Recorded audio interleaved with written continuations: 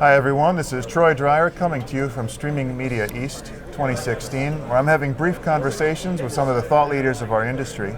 I'm joined right now by Nina Mishkin, content strategist at Twitter.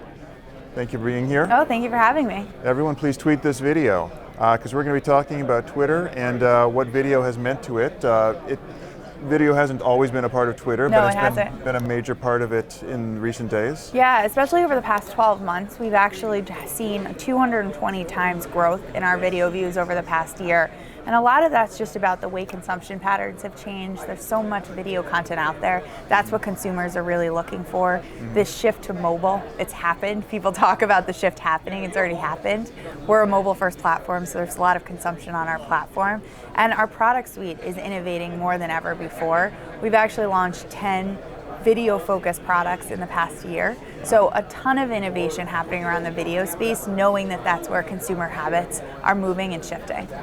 When I think of Twitter and video, it seems like brands are playing a really large part in it, using that to get their message out. They are, yeah. I mean, video's always been such the DNA of brand videos and the content and the advertising that they've put out. But what we're thinking about is kind of how do you take video content that was made for TV or made for other platforms and start to adapt it so that it really does well in that mobile first environment. We talk a lot about earning attention and ways that you can do that. So how do you create stopping power in the feed to make sure that your content really jumps off the screen as people are going through their timeline, getting them to stop and engage. So when I work with brands, that's a lot of the conversations we have with them. And I think what we're seeing from consumers is just a huge level of consumption. And then playing around with a lot of our video products like Periscope and our new live streaming capabilities, how can consumers kind of integrate that into their daily lives? So lots of new innovation there. Do you have best practices that you offer brands, how they can get their videos out there? We do. We talk a lot. I mentioned create stopping power, and there's kind of 3 ways we recommend brands do that. It's all about making sure there's a hook in your content, something that's going to get people to stop and care as they're thumbing through their timeline. The second is if you have people featured, make sure they're front and prominent. People like to have that emotional connection and human connection with others.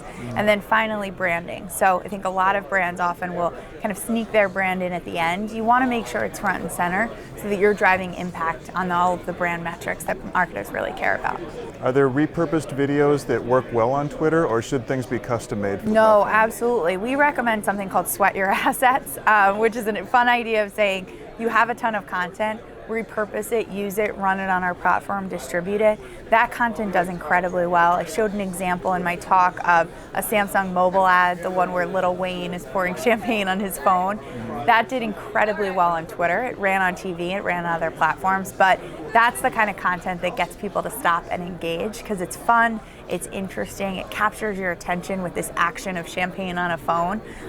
So it's really successful. So I think those kind of keys are all about getting people to really care so that they want to share the content. Awesome. Well, that's what it's all about. Exactly. Well, thank you so much for joining me. Thank you for Nina. having me. This is Troy Dreyer coming to you from Streaming Media East.